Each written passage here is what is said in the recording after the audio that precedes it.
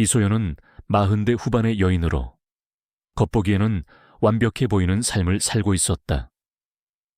깔끔하게 정돈된 아파트, 세련된 인테리어, 그리고 고등학생 딸 민지. 모든 것이 완벽했지만 그녀의 일상은 고요하고 메말라 있었다. 남편 박준호는 성공한 사업가였지만 집에서는 그림자처럼 존재감이 희미했다. 그는 언제나 골프나 사업을 가족보다 우선시하는 사람이었다. 넓고 호화로운 아파트에는 웃음소리나 따뜻한 온기 대신 차가운 정적만이 감돌았다. 소연은 종종 저녁 시간을 혼자 보냈다. 그녀는 꽃꽂이에 몰두하며 섬세한 손길로 꽃들을 배열했다. 그 고요한 행위는 감정의 공허함 속에서 아름다움과 온기를 갈망하는 그녀의 숨겨진 마음을 대변하는 듯 했다. 복도에서 들려오는 준호의 골프차의 소리, 그리고 그의 짧고 의례적인 인사는 그들의 감정적 거리를 더욱 극명하게 보여주는 감각적인 디테일이었다. 소연은 남편의 무관심 속에서 조용히 자신만의 위안을 찾아 나섰다. 그녀는 몰래 동네 동물보호소에서 자원봉사를 했다. 겉으로는 완벽해 보이는 삶을 살았지만 그녀는 버려진 동물들을 돌보는 이타적인 행위 속에서 진정한 위안과 교감을 느꼈다. 한 번은 겁에 질려 다친 유기견을 발견했다. 소연은 조심스럽게 강아지를 품에 안고 자신이 싸운 점심 도시락을 강아지와 나누어 먹었다. 그녀의 손길은 더없이 부드럽고 따뜻했다.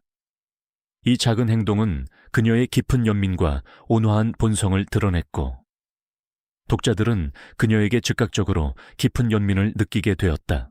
그녀의 삶은 겉으로 보기에는 평온했지만 그 안에는 풀리지 않는 수수께끼들이 존재했다. 소연은 종종 알 수 없는 발신인으로부터 오래되고 암호 같은 편지를 받았다. 발신 주소는 항상 없었다. 그녀는 그 편지들을 아무도 모르게 숨겨두고 가끔씩 꺼내어 골똘히 읽어보곤 했다. 마치 잊힌 기억이나 숨겨진 진실을 찾아 헤매는 듯한 표정이었다. 그 편지들은 그녀의 숨겨진 과거나 어떤 비밀스러운 연결고리를 암시하며 독자의 궁금증을 자아냈다. 편지 속 글씨체는 낡고 희미했지만 그 안에 담긴 내용은 소연의 마음을 묘하게 흔들었다. 그녀는 그 편지들이 자신에게 어떤 의미인지, 누가 보내는 것인지 알지 못했지만 버릴 수 없었다. 그것들은 그녀의 삶에 드리워진 하나의 수수께끼였고 동시에 그녀의 내면에 숨겨진 어떤 갈망을 자극하는 존재였다. 어느 날 아침이었다. 소연은 익숙한 벨소리에 잠이 깼다. 전화기 너머에서는 차분하고 딱딱한 목소리가 들려왔다. 이소연님 되십니까? 어머님께서 별세하셨습니다. 소연은 전화기를 든 채 멍하니 서 있었다. 그녀의 어머니는 그녀와 오랜 세월 동안 관계가 소원했다. 어린 시절의 아픔과 오해들이 쌓여 몇 년째 연락조차 하지 않고 지냈다. 그녀의 어머니는 평생을 고단하게 살았다. 그 소식은 소연에게 슬픔과 함께 복잡한 감정을 안겨주었다. 후회, 그리고 한편으로는 이상한 해방감. 이 슬픈 소식은 그녀에게 오랫동안 풀지 못했던 감정들과 겉으로만 완벽했던 그녀의 가정생활의 진짜 모습을 직면하게 만들었다. 남편 준호는 출근 준비를 하고 있었다. 소연은 떨리는 목소리로 그에게 어머니의 부고 소식을 전했다. 준호는 넥타이를 매던 손을 멈추고 잠시 소연을 바라보았다. 어머니께서 돌아가셨다고, 유감스럽군. 그의 목소리는 감정 없이 건조했다. 그는 다시 넥타이에 집중하며 말했다. 오늘 중요한 골프 약속이 있는데 거래처 회장님들과의 자리라 빠질 수가 없어. 조의금은 비서통에서 보내놓지. 소연의 심장이 쿵 하고 내려앉았다. 그녀는 순간적으로 치밀어 오르는 분노와 깊은 실망감에 말을 잇지 못했다. 그녀의 어머니의 죽음 앞에서조차 그는 골프 약속을 우선시하고 있었다. 그의 무심함은 소연의 가슴을 칼로 찌르는 듯했다. 결혼 생활 내내 쌓여왔던 그의 무관심과 감정적 단절이 이 순간 극에 달했다. 그녀는 그제야 그들의 결혼이 껍데기뿐인 빈 껍데기임을 뼈저리게 깨달았다. 그녀의 눈에 비친 준호는 한없이 차갑고 낯선 사람이었다. 장례식장으로 향하는 길, 소연은 홀로 차를 몰았다. 그녀의 옆자리는 텅 비어 있었다. 민지는 학교에 가야 했고 준호는 골프장으로 향했을 터였다. 그녀는 외로움과 서러움에 북받쳐 울었다. 그녀는 자신의 어머니를 향한 마지막 존경을 표하고 싶었다. 하지만 그녀의 남편은 그마저도 외면했다. 그녀의 눈에는 눈물이 마를 틈이 없었다. 그녀는 어떻게 저렇게까지 무심할 수 있을까라고 생각했다. 그녀의 마음속에는 남편에 대한 깊은 실망감과 함께 이 관계를 더 이상 유지할 수 없다는 강렬한 의지가 싹트기 시작했다. 장례식장에 도착한 소연은 채에서 내렸다. 비가 추적추적 내리고 있었다. 그녀는 우산을 쓰고 장례식장으로 향했다. 그때였다. 장례식장 입구에서 준호의 차가 멈춰 섰다. 준호는 골프복 차림 그대로 채에서 내렸다. 그의 어깨에는 묵직한 골프백이 매달려 있었다. 그는 아무렇지도 않은 듯 어색한 미소를 지으며 소연에게 다가왔다. 소연아, 미안해. 그래도 중요한 자리라. 그의 변명은 소연의 귀에 닿지도 않았다. 소연은 준호의 얼굴을 멍하니 바라보았다. 그녀의 어머니의 부고를 듣고도 골프백을 메고 나가던 남편. 그 모습은 소연의 마음에 지울 수 없는 상처를 남겼다.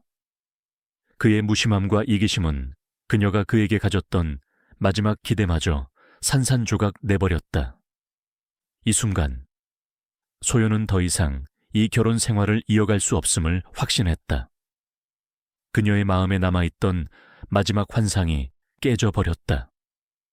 그녀는 준호에게서 등을 돌렸다.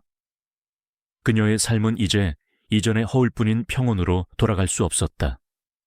새로운 미래를 향한 돌이킬 수 없는 발걸음을 내딛는 순간이었다. 그녀는 그의 등에 대고 나직이 중얼거렸다. 우리 더 이상 이렇게 살 수 없어. 그녀의 목소리는 비바람 속에 흩어졌지만 그녀의 결심은 단단했다. 장례식장에 들어선 소연의 발걸음은 청은망은 무거웠다. 어머니와의 관계는 항상 복잡했고 이제 영원히 풀 수 없는 매듭이 되어버렸다. 그녀는 낯선 얼굴들 사이에서 고독함을 느꼈다.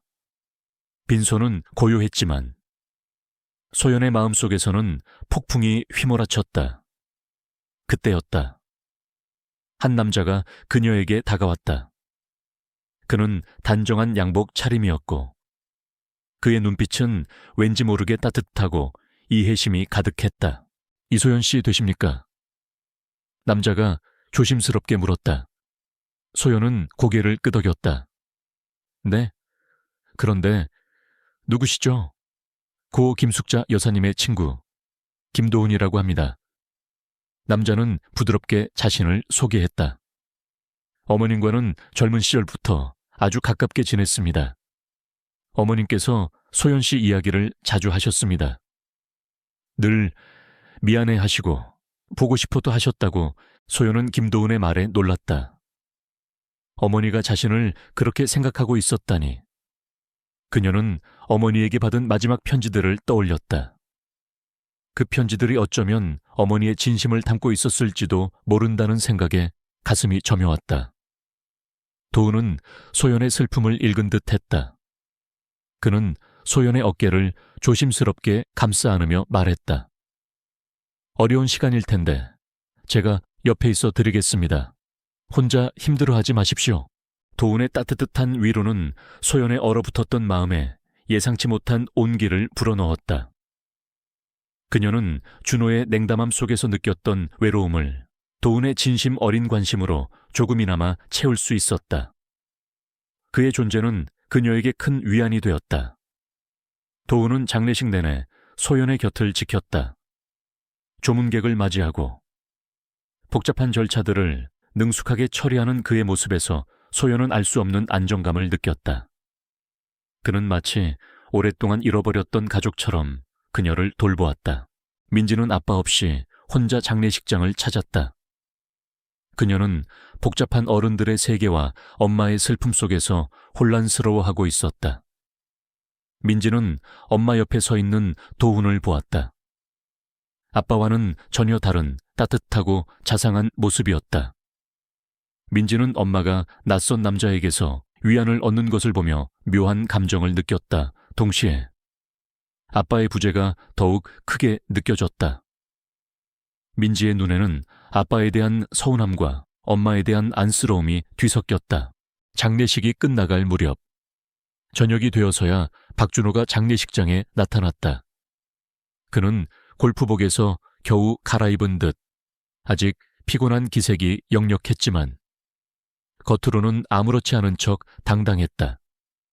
그의 눈에는 슬픔 대신 의무감을 억지로 가장한 표정이 역력했다.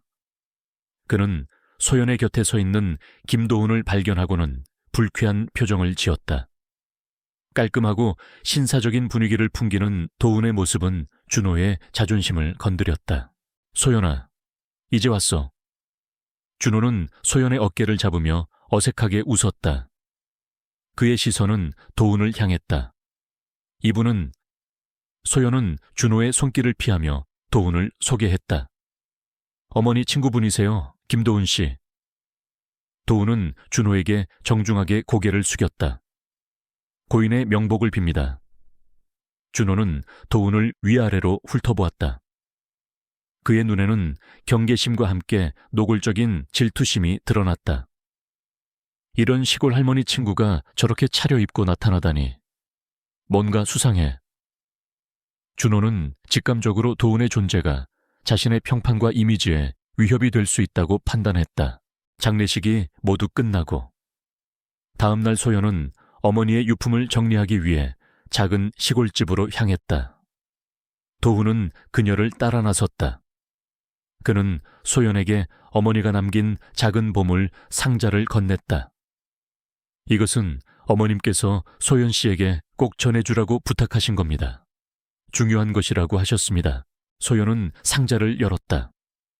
그 안에는 오래된 사진첩과 함께 그녀에게 보내줬던 암호 같은 편지들이 가지런히 놓여 있었다. 그리고 마지막으로 낡은 편지 봉투 하나가 눈에 띄었다. 소연은 봉투를 열어 편지를 읽었다. 그것은 어머니의 마지막 편지였다. 편지 속에는 어머니가 평생 숨겨왔던 진심과 후회가 담겨 있었다. 그리고 그녀가 소연에게 남긴 작은 재산에 대한 언급, 그리고 그 재산이 소연의 새로운 시작에 도움이 되기를 바란다는 내용이 담겨 있었다. 어머니는 그 재산을 도훈에게 맡겨두었고 소연이 이혼하게 될 경우 그녀에게 전달해달라고 부탁했던 것이었다. 편지를 읽는 소연의 눈에서는 뜨거운 눈물이 쏟아져 내렸다. 그녀는 어머니가 자신을 미워한 것이 아니라 언제나 사랑하고 걱정했다는 사실을 그제야 깨달았다. 어머니가 보낸 암호 같은 편지들은 사실 그녀의 안부를 묻고 그녀의 삶을 걱정하며 그녀에게 힘이 되어주려 했던 마음의 표현이었던 것이다. 그 편지들은 어머니의 숨겨진 사랑과 함께 소연의 미래를 위한 어머니의 마지막 선물이자 계획이었던 것이다. 도훈은 소연의 옆에서 말없이 그녀의 슬픔을 함께했다. 그의 존재는 소연에게 큰 위안이 되었다. 어머니의 진심을 알게 되자 소연은 준호에게서 벗어나 새로운 삶을 시작해야 한다는 결심을 굳혔다. 그러나 박준호는 이 모든 것을 지켜보고만 있지 않았다. 그는 도훈의 정체를 파헤치기 위해 사설 탐정을 고용했다. 김도훈이라는 남자, 그놈의 모든 것을 파헤쳐라. 소연이와 무슨 관계인지, 왜 그 할망구 유품 정리까지 따라다니는지, 뭔가 숨겨진 게 분명해. 준호의 눈빛은 의심과 경멸로 가득했다. 그는 소연이 어머니에게서 물려받을 재산이 생각보다 가치 있을지도 모른다고 생각하기 시작했다. 동시에 도은의 존재가 자신의 완벽한 가정을 지키려는 계획에 방해가 된다고 판단했다. 그는 소연과 도은 사이에 미묘한 소문들을 흘리기 시작했다. 이소연 씨가 장례식장에서 낯선 남자와 너무 가깝게 지내더라. 남편도 있는 여자가 어쩜 저럴 수 있느냐는 식의 악의적인 소문들이었다. 그는 소연의 이미지를 훼손하고 그녀를 고립시키려 했다. 소연은 준호의 비열한 행동에 더욱 강한 분노를 느꼈다. 이제 그녀의 싸움은 어머니의 유산뿐만 아니라 자신의 명예와 존엄성을 되찾기 위한 싸움이 되었다. 어머니의 시골집에서 발견한 유품과 편지들은 소연의 세계를 송두리째 뒤흔들었다. 그녀는 준호의 비열한 행동에 더욱 강한 분노를 느꼈다. 준호는 소연과 도은 사이에 악의적인 소문을 퍼뜨려 그녀의 명예를 훼손하고 고립시키려 했다. 소연은 이제 어머니의 유산뿐만 아니라 자신의 존엄성까지 걸린 싸움에 직면하게 되었다. 이 모든 상황이 그녀를 오랜 침묵과 순종에서 벗어나 자신의 목소리를 내고 당당히 맞설 용기를 주었다. 며칠 후 준호는 소연에게 어머니의 유산 문제를 상의하자며 법무법인 사무실에서 만나자고 했다. 소연은 준호의 의도를 짐작했지만 피하지 않았다. 그곳은 차갑고 격식 있는 분위기였다. 대리석 바닥은 구두 소리를 울렸고 높은 천장은 압박감을 더했다.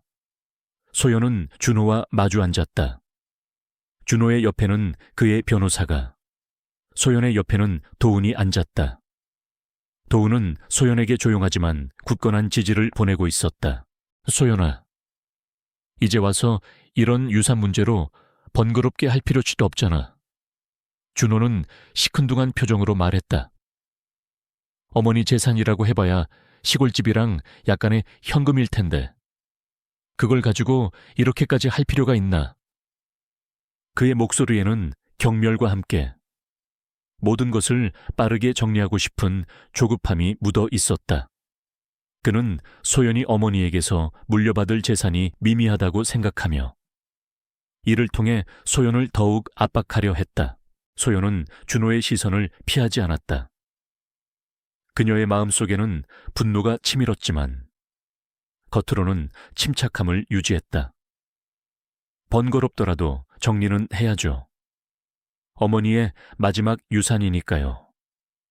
그녀의 목소리는 단호했다. 준호는 어이없다는 듯 헛웃음을 쳤다. 그래, 그럼 빨리 정리하고 끝내자. 난 더 이상 시간 낭비하고 싶지 않아. 그는 변호사에게 눈짓을 보냈다. 변호사는 준비된 서류를 소연에게 내밀었다. 그것은 어머니의 재산을 포기하고 모든 권한을 준호에게 위임하는 내용의 서류였다. 소연은 서류를 훑어보았다. 그녀는 준호가 이럴 줄 알았다. 그는 언제나 자신에게 유리한 방식으로 모든 것을 처리하려 했다. 소연은 서류를 내려놓고 준호를 똑바로 바라보았다. 준호 씨, 지금 당신이 원하는 게 뭔지 알아요. 하지만 그렇게 쉽게 될 거라고 생각하지 마세요. 그녀의 목소리는 이전과는 확연히 달랐다. 체념 대신 결의가, 순종 대신 단호함이 묻어났다. 준호는 소연의 달라진 태도에 순간적으로 당황했지만 이내 비웃듯이 말했다. 무슨 헛소리야. 네가 갑자기 강단 있는 여자가 되기라도 했어. 겨우 그 시골집 몇 푼 때문에 이 난리를 피우는 거야. 그는 소연의 어머니가 남긴 재산의 진정한 가치를 알지 못했다. 바로 그때 도은이 조용히 서류 가방에서 서류 몇 장을 꺼냈다. 그것은 소연의 어머니가 남긴 숨겨진 유언장과 함께 그녀의 재산 목록이었다. 유언장에는 소연의 어머니가 평생을 모아온 재산의 진정한 규모가 상세히 적혀 있었다. 그리고 그 재산 중에는 준호가 진행하려던 대형 사업의 필수적인 가치가 엄청난 땅 문서도 포함되어 있었다. 어머님께서는 소연 씨에게 상당한 재산을 남기셨습니다. 그리고 이 유언장에는 특별한 조항이 명시되어 있습니다. 도훈이 침착하게 말했다. 어머님의 유산은 오직 소연 씨에게만 상속되며 소연 씨의 정서적 안정이 최우선시 되어야 한다는 내용이 포함되어 있습니다. 그리고 그 과정에서 소연 씨를 돕고 보호해 줄 사람으로 김도훈을 지목하셨습니다. 도훈의 말에 준호의 얼굴은 핏기 하나 없이 새하얗게 질렸다. 그는 유언장을 믿을 수 없다는 듯이 바라보았다. 그의 눈에는 충격과 함께 공포가 서려 있었다. 그가 탐내던 대형 사업의 핵심 부지가 소연의 어머니 소유였다니, 게다가 그 모든 것이 소연의 것이라니, 말도 안 돼. 이건 위조된 유언장이야, 김도훈. 내 놈이 감히. 준호는 격분하여 소리치며 도훈에게 달려들어 유언장을 빼앗으려 했다. 그의 얼굴은 분노와 함께 초조함으로 일그러져 있었다. 하지만 도훈은 준호의 공격을 능숙하게 피하며 서류를 보호했다. 그때 소연은 더 이상 방관하지 않았다. 그녀는 준호의 앞에 굳건히 서서 도훈을 보호했다. 그녀의 눈빛은 흔들림 없이 준호를 똑바로 바라보았다. 준호 씨, 이제 그만해요. 소연의 목소리는 놀랍도록 차분하고 강렬했다. 이 모든 것은 어머니께서 당신의 탐욕을 막기 위해 준비해 두신 겁니다. 그리고 소연은 침착하게 자신의 이야기를 시작했다. 그녀는 그동안 준호의 무관심과 감정적인 학대 속에서 얼마나 고통받았는지, 그의 이기심이 자신을 얼마나 황폐하게 만들었는지 담담하게 이야기했다. 그녀는 준호가 어머니의 장례식 아마 장례식에 골프백을 메고 나가던 순간을 언급하며 그가 자신과 가족에게 얼마나 무관심했는지를 낱낱이 폭로했다. 그녀는 심지어 준호가 과거에 저질렀던 불륜에 대해서도 은연중에 암시했다. 그녀의 목소리는 떨리지 않았고 그녀의 눈빛은 흔들림 없었다. 저는 더 이상 당신과 함께 살 수 없습니다. 소연은 단호하게 말했다. 그녀의 말은 준호의 심장을 꿰뚫는 비수처럼 날아갔다. 어머니의 유산을 떠나서 저는 당신과의 결혼 생활을 끝내려 합니다. 이혼하겠습니다. 소연의 폭탄 선언에 준호의 얼굴은 경악으로 물들었다. 그의 변호사도 충격받은 듯 아무 말도 하지 못했다. 준호는 소연이 이렇게까지 나올 줄은 상상도 못했다. 그는 분노와 함께 수치심을 느꼈다. 그의 완벽했던 이미지와 철옹성 같았던 가정이 한순간에 무너져 내리는 듯했다. 이 모든 광경은 우연히 법무법인 사무실을 찾아왔던 민지에게 그대로 목격되었다. 민지는 엄마의 슬픔과 아빠의 무심함 사이에서 혼란스러워하고 있었다. 그녀는 엄마의 옆에 서 있는 낯선 도훈 아저씨를 보며 의아해했지만 그가 엄마를 진심으로 걱정하고 있음을 느꼈다. 그리고 지금 아빠의 위선적인 모습과 엄마의 강인한 선언을 보며 민지의 눈은 크게 뜨였다. 그녀는 충격과 혼란 속에서 엄마의 달라진 모습에 깊은 존경심을 느꼈다. 아빠에게는 깊은 실망감을 느꼈지만 동시에 엄마가 이제 자신을 위해 당당히 일어서는 모습에 안도감을 느꼈다. 변호사들은 당황한 기색이 역력했지만 소연의 당당한 태도와 그녀가 제시한 논리적인 주장, 그리고 유언장의 명확한 내용 앞에서 반박할 여지가 없었다. 그들은 점차 소연의 용기와 결단력에 감탄하는 표정을 지었다. 준호의 얼굴은 분노와 절망, 그리고 대중 앞에서 자신의 추악한 진실이 드러날 수도 있다는 공포로 일그러졌다. 그는 소연을 노려보았지만 더 이상 그녀를 조종할 수 없음을 직감했다. 이 순간 소연은 비로소 자신의 삶의 주인이 되었다. 그녀의 구원은 이제 막 시작된 것이었다. 법무법인 사무실에서 소연이 폭탄 선언을 한 이후 박준호의 세계는 산산조각 나기 시작했다. 그의 완벽했던 가면은 벗겨졌고 탐욕스럽고 비열한 본성이 만천해 드러날 위기에 처했다. 준호는 소연이 어머니에게서 물려받은 땅이 자신이 추진하던 대형 사업의 필수적이라는 사실을 뒤늦게 알고 경악했다. 그는 소연의 이혼 선언과 함께 그 땅마저 잃게 될 위기에 처하자 이성을 잃고 소연을 협박하고 회유하기 시작했다. 며칠 후 준호는 소연에게 다시 한번 만나자고 요구했다. 이번에는 법무법인 사무실이 아닌 준호가 사들여 새로 리모델링한 한적한 미술관의 개인 VIP 룸이었다. 그곳은 겉으로는 고상하고 우아했지만 차가운 대리석과 높은 천장은 마치 재판정처럼 소연을 압박하는 듯 했다. 준호는 그곳에서 소연을 고립시키고 자신의 힘을 과시하려 했다. 그는 소연이 어머니에게서 물려받은 재산이 생각보다 가치 있다는 것을 알게 된 후부터 더욱 교묘하고 집요하게 그녀를 몰아붙였다. 준호는 고급스러운 가죽 소파에 앉아 소연을 기다리고 있었다. 그의 얼굴은 피곤해 보였지만 눈빛은 여전히 탐욕으로 번뜩였다. 소연이 들어서자 준호는 능글맞은 미소를 지으며 말했다. 소연아, 앉아. 우리가 이렇게 차분히 이야기할 기회가 없었잖아. 그의 목소리에는 마치 아무 일도 없었던 것처럼 가장하려는 위선이 묻어 있었다. 소연은 준호의 맞은편에 앉았다. 그녀의 옆에는 김도훈이 조용히 앉아 있었다. 도훈은 소연에게 눈빛으로 굳건한 지지를 보냈다.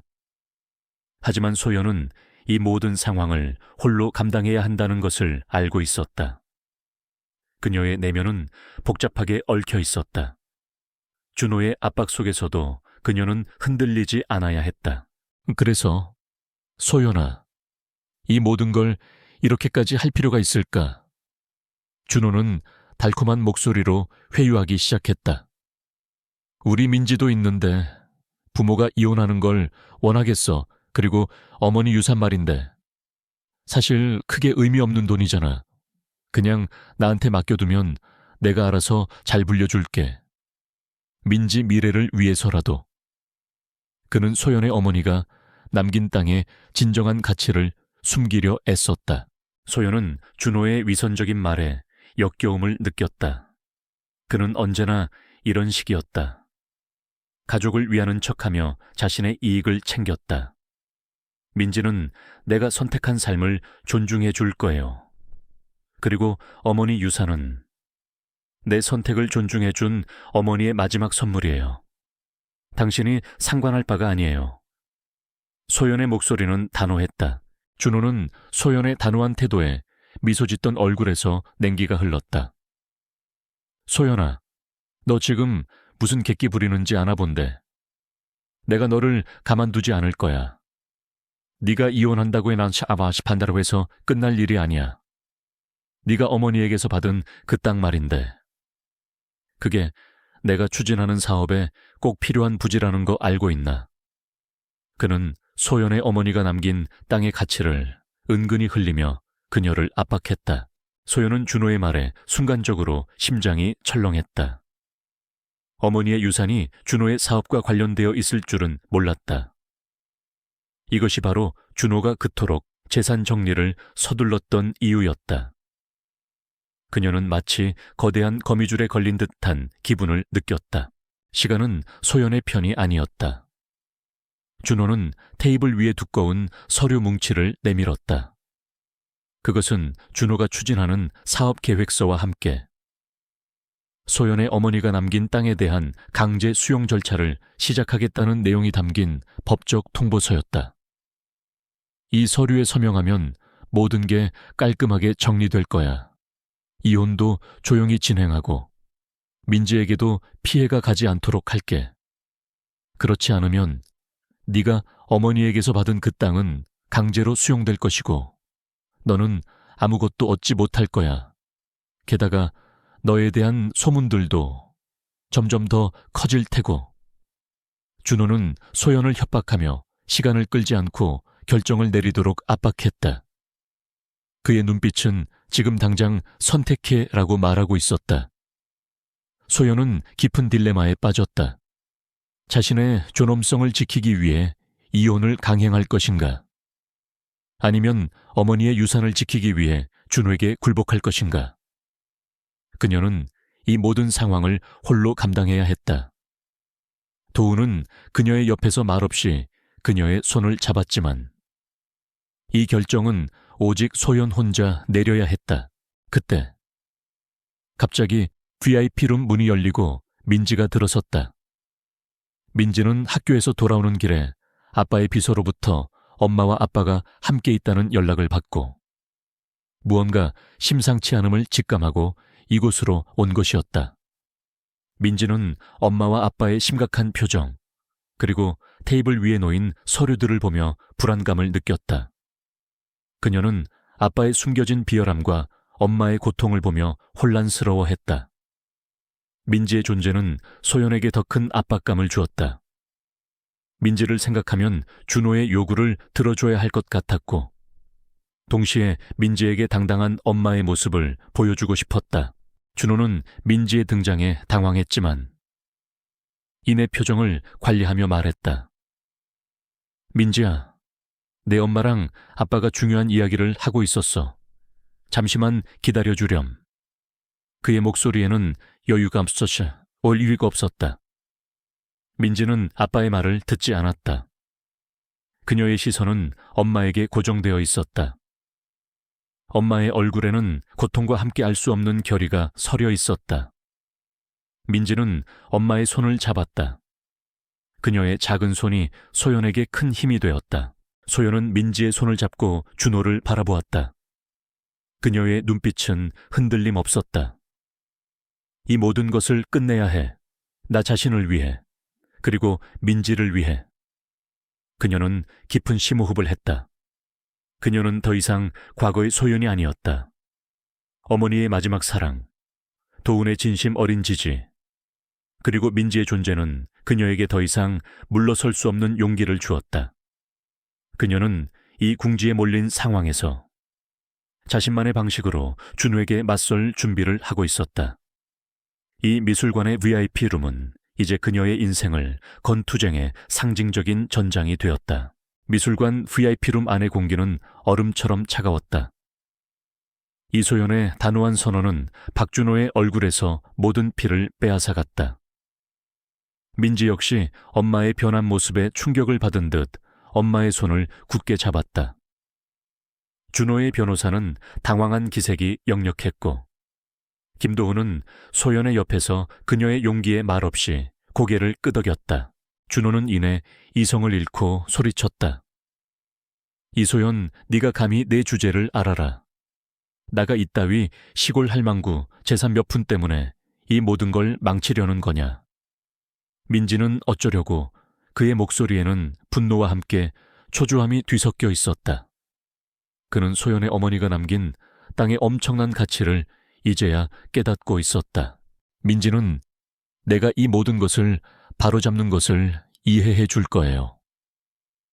소연의 목소리는 흔들림 없었다. 더 이상 당신의 위선적인 삶 속에서 민지를 자라게 하고 싶지 않아요. 준호는 자리에서 벌떡 일어나 소연을 향해 다가갔다. 그의 눈은 광기로 번뜩였다.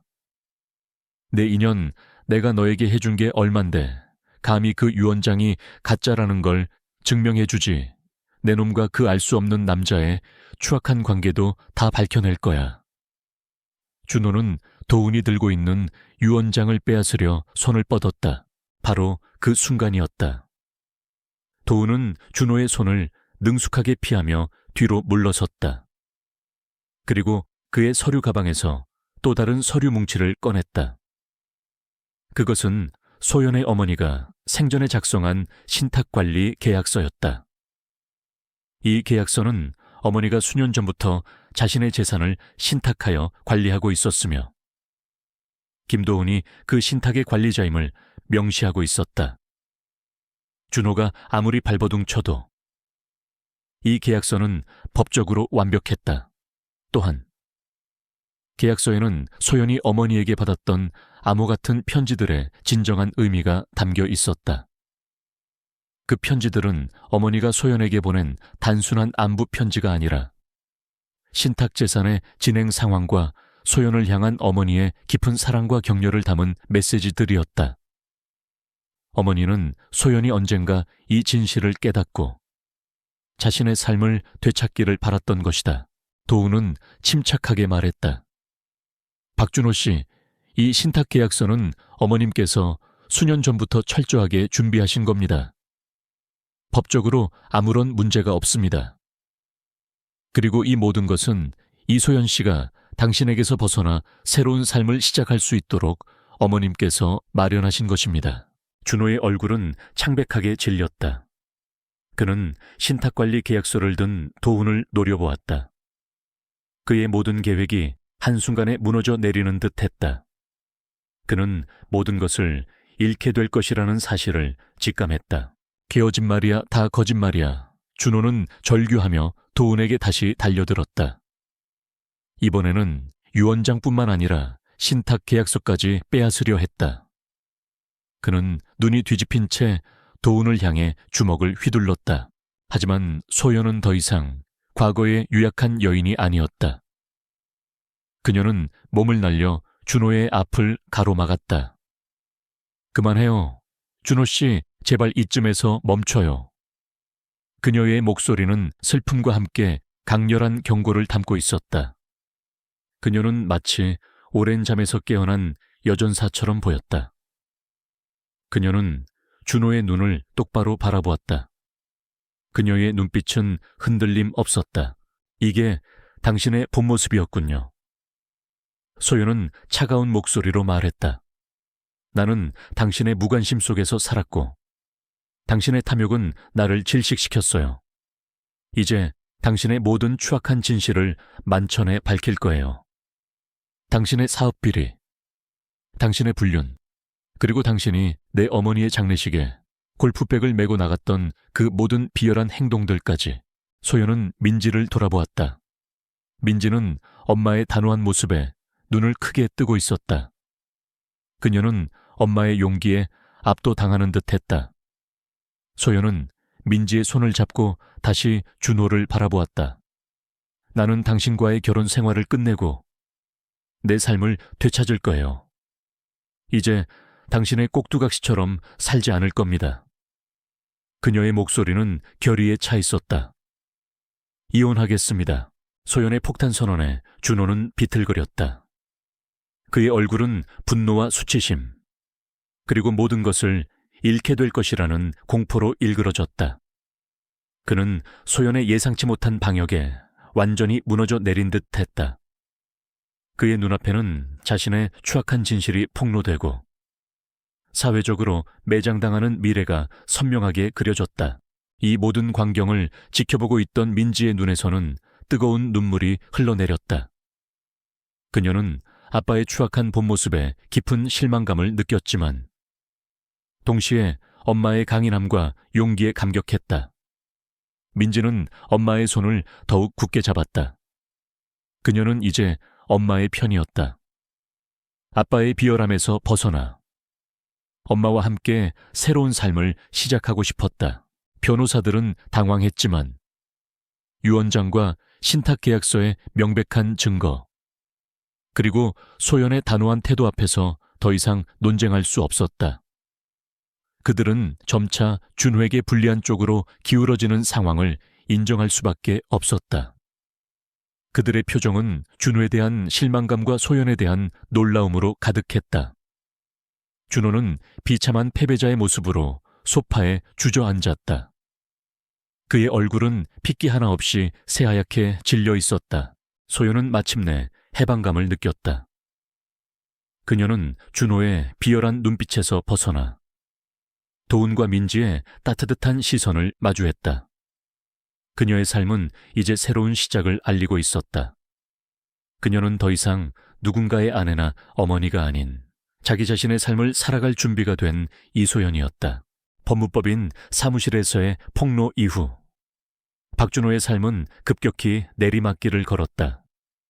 소연이 준호의 모든 비리와 불륜 사실을 공론화할 준비를 하자 준호는 사회적 명성을 잃을 것을 두려워하며 결국 이혼에 합의했다. 그는 소연의 어머니가 남긴 땅을 포함한 상당한 재산을 소연에게 넘겨주고 모든 사업에서 손을 떼야 했다. 한때 성공한 사업가로 추앙받던 그는 이제 언론과 대중의 비난 속에서 모든 것을 잃은 채 고립된 존재가 되었다. 그의 추락은 한순간에 이루어졌고 그는 더 이상 소연의 삶에 어떠한 영향력도 행사할 수 없게 되었다. 민지는 처음에는 부모님의 이혼과 아빠의 추악한 진실에 큰 혼란과 상처를 받았다. 하지만 엄마 소연의 당당하고 용기 있는 모습은 민지에게 큰 울림을 주었다. 민지는 엄마의 곁에서 엄마의 변화를 지켜보며 점차 엄마를 이해하고 존경하게 되었다.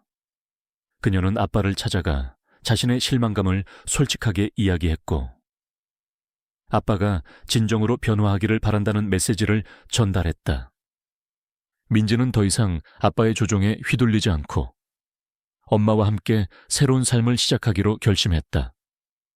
그들의 모녀 관계는 이전보다 더욱 단단하고 깊어졌다. 소연은 이제 자유롭고 경제적으로 독립적인 여성이 되었다. 그녀는 어머니의 유산 중 일부를 사용하여 오랫동안 꿈꿔왔던 도예, 작업실을 확장하고 이를 지역사회 예술센터로 탈바꿈시켰다. 이곳에서 소연은 아이들과 지역 주민들에게 도자기를 가르치고 다양한 예술 프로그램을 운영하며 자신의 재능을 다른 사람들과 나누었다. 그녀는 자신의 예술을 통해 사람들에게 치유와 영감을 주는 삶을 살기 시작했다. 그녀의 작품은 이제 단순한 도자기를 넘어 그녀의 삶의 여정과 회복을 담은 예술 작품으로 인정받으며 국내외에서 많은 찬사를 받았다. 소연은 진정한 행복과 자아실현을 이루었으며 이전의 억압적인 결혼 생활에서 벗어나 자신의 진정한 모습으로 빛나기 시작했다. 어느 비 오는 오후 소연은 예술센터의 작은 찻집에서 김도훈과 마주 앉았다. 창밖으로는 비가 내렸고 찻집 안에는 따뜻한 차 향기가 가득했다. 도훈은 소연의 옆에서 그녀의 모든 변화를 지켜보았다. 그는 소연의 든든한 조력자이자 가장 가까운 친구가 되어주었다. 소연 씨, 정말 대단하십니다. 도훈이 따뜻한 미소를 지으며 말했다. 어머님께서 소연 씨가 이렇게 멋진 일을 해낼 거라고 확신하셨을 겁니다. 소연은 도훈의 말에 미소 지었다. 도훈 씨가 아니었다면 불가능했을 거예요. 어머니의 유언장도, 신탁 계약서도, 그리고 도훈 씨의 한결같은 지지가 없었다면 저는 아마 아직도 준호 씨의 그림자 속에서 살고 있었을 겁니다. 도훈은 고개를 저었다. 아닙니다. 소연 씨, 저는 그저 어머님의 뜻을 전했을 뿐입니다. 모든 것은 소연 씨의 용기와 결단력 덕분입니다. 소연 씨는 스스로의 힘으로 이 모든 것을 이겨냈습니다. 소연은 도훈의 진심 어린 말에 눈물을 글썽겼다. 도훈 씨, 왜 저를 그렇게 도와주셨나요? 어머니와의 약속 때문만은 아니었을 텐데요. 그녀는 조심스럽게 물었다. 그녀는 도훈의 눈에서 자신을 향한 단순한 우정 이상의 감정을 읽을 수 있었다. 도훈은 소연의 질문에 잠시 머뭇거렸다. 그의 얼굴에는 희미한 붉은 기가 돌았다. 어머님께서 소연 씨 이야기를 해주실 때부터 저는 소연 씨에게 호기심을 느꼈습니다. 그리고 장례식장에서 소연 씨를 처음 뵈었을 때 당신의 슬픔과 강인함 속에서 빛을 보았습니다. 소연 씨는 누구보다 진실하고 아름다운 분입니다. 당신을 돕는 것은 저의 선택이자 제 마음이 시키는 일이었습니다. 도훈은 소연의 눈을 똑바로 바라보며 말했다. 그의 목소리에는 진심이 담겨 있었다. 어머님께서는 소연 씨를 보호해달라고 하셨지만 사실은 제가 소연 씨에게서 더 많은 것을 얻었습니다. 소연 씨 덕분에 저 또한 제 삶의 진정한 의미를 찾은 것 같습니다. 그의 말은 단순한 우정의 고백을 넘어 소연에 대한 깊은 존경과 사랑을 담고 있었다. 소연은 도운의 진심에 감동했다. 그녀는 따뜻한 미소를 지으며 도운의 손을 잡았다. 그들의 손이 맞닿는 순간 찻집안의 모든 불안과 어둠은 사라지고 따뜻한 온기만이 가득 찼다. 소연은 도운의 손에서 준호에게서는 결코 느낄 수 없었던 편안함과 안정감을 느꼈다. 그들의 관계는 이제 새로운 국면으로 접어들고 있었다. 소연은 비로소 자신의 삶의 진정한 두 번째 봄이 찾아왔음을 실감했다. 그녀는 과거의 상처에서 완전히 벗어나 사랑과 희망으로 가득 찬 새로운 미래를 향해 나아갈 준비가 되어 있었다. 시간은 흘러 이소연이 자신의 삶을 되찾고 김도운과 함께 새로운 시작을 한 지 수년이 흘렀다. 그녀는 이제 이소연 예술재단의 대표이자 국내외에서 존경받는 도예가로 활동하고 있었다. 그녀의 삶은 과거 박준호의 그림자 속에 갇혀 있던 모습과는 완전히 달랐다. 예술을 통해 자신을 표현하고 타인에게 영감을 주며 진정한 행복과 의미를 찾아가고 있었다. 딸 민지는 어느덧 성인이 되어 엄마의 뒤를 이어 예술재단에서 활동하며 그녀의 가장 든든한 조력자가 되었다. 모녀 관계는 이제 친구처럼 편안하고 깊은 신뢰로 가득했다. 김도훈은 이소연 예술재단의 이사장이자 소연의 삶의 동반자로서 그녀의 모든 활동을 묵묵히 지원했다.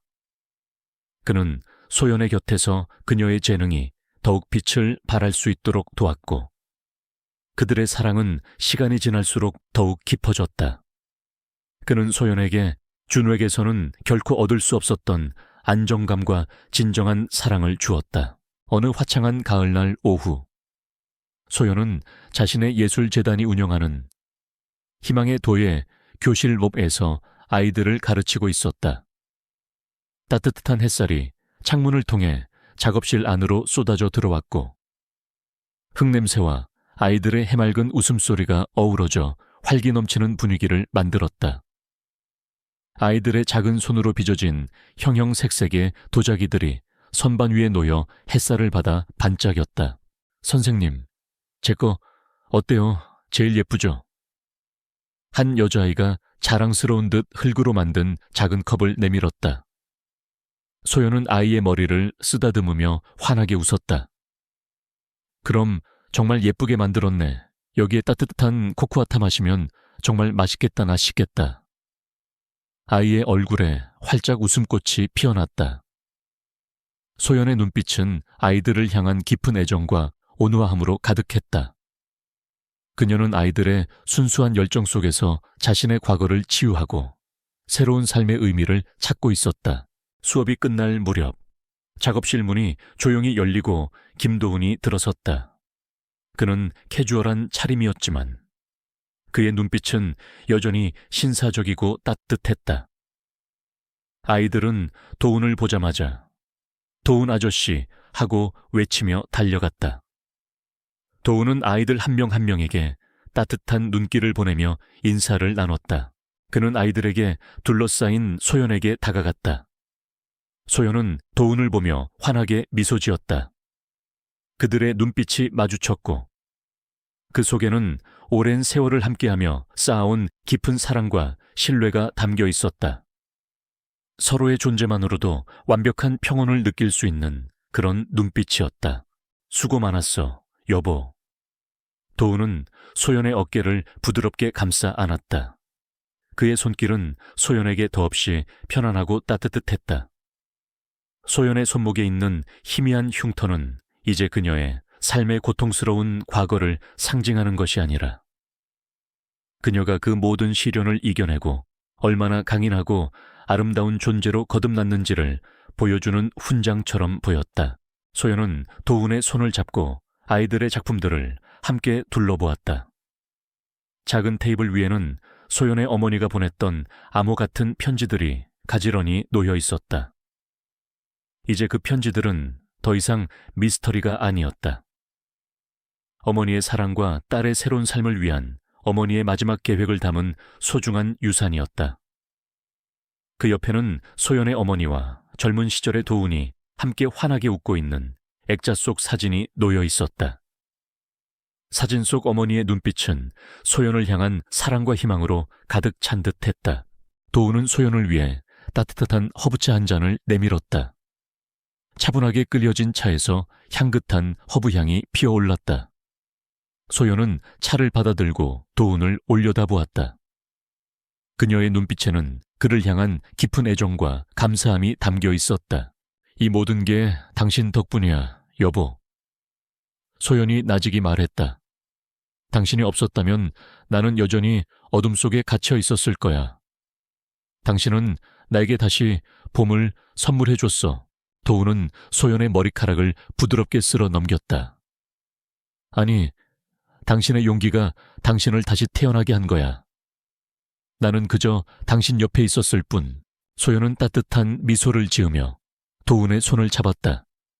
그들은 나란히 더 앉아 햇살이 가득한 작업실을 바라보았다. 아이들의 웃음소리, 흙냄새, 그리고 따뜻한 차 향기가 어우러져 완벽한 평화가 깃들어 있었다. 소연의 삶은 이제 과거의 아픔에서 완전히 벗어나 사랑과 목적의식으로 충만한 두 번째 봄을 맞이했다. 그녀의 이야기는 단순한 반전을 넘어 한 여인이 자신의 진정한 자아를 찾아가는 치유와 성장의 서사였다. 그녀는 이제 더 이상 다른 사람의 그림자가 아니었다. 그녀는 자신만의 빛으로 세상을 밝히는 아름다운 존재가 되었다. 여러분, 이야기가 어떠셨나요? 여러분의 소중한 좋아요와 구독은 제가 더 흥미진진한 이야기를 만들어내는데 큰 힘이 됩니다. 지금 바로 채널을 구독하고 다음 이야기가 궁금하다면 알림 설정까지 잊지 마세요. 여러분의 댓글 하나하나가 저에게는 큰 격려가 됩니다. 다음 이야기에서도 또 만나요.